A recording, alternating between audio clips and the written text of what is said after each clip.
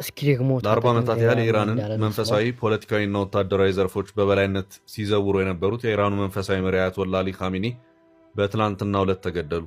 አያቶላ አሊ ካሚኒ የተገደሉት በአሜሪካ እስራኤል የተቀናጀ የአየርና የሚሳኤል ጥቃት በቢሮአቸው እንዳሉ ነው። ኢራንም እንደዚሁም አሜሪካና እስራኤልም መንፈሳዊ መሪ መገደላቸውን አረጋግጠዋል።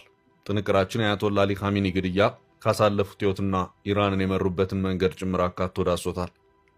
ዘርዘር አድርገን የምናደርሳቸው ይሆናል። እንዲሁም የአያቶላን መገደል ተከትሎ የ40 ቀን ሐዘን በኢራን መታወጁን፣ አያቶላን የተካ አመራር መዋቀሩን፣ እንዲሁም የአያቶላ ሞት በኢራን ተቃውሞና ጭፈራ ስለመፍጠሩ እንነግራችኋለን። በአሜሪካ እስራኤልና በኢራን መካከል ባገረሸው ጦርነት ምክንያት ኢራን የዓለም ወሳኙ የነዳጅ ዘይት መተላለፊያ የሆነውን የሆርሙዝ ሰርጥ ትዘጋ ይሆናል የሚል ስጋት ቀስቅሷል። የምድራችን 1/5ኛው ድፍድፍ ነዳጅ ዘይት በዚህ 40 ኪሎ ሜትር ብቻ ስፋት ባለው ሰርጥ በኩል ነው የሚያልፈው። ግጭቱ ካገረሸ በኋላም ነዳጅ በአስደንጋጭ ሁኔታ ጭማሪ አሳይቷል። የአሜሪካና እስራኤል ጥምረት ከኢራን ጋር የጀመሩት ግብግብ የአፍሪካ ቀንድና የሰላምና የንግድ ድባብ እየቀየረው ነው። መረጃውን ይዘነዋል። ቡርጅ ከሊፋን ለጥቂት የሳተው የኢራን ሚሳኤል።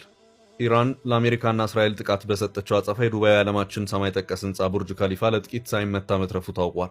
ሌላኛው ባለመርከብ ቅርጹ የዱባይ ታዋቂ ሆቴል በኢራን ጥቃት ተመቷል።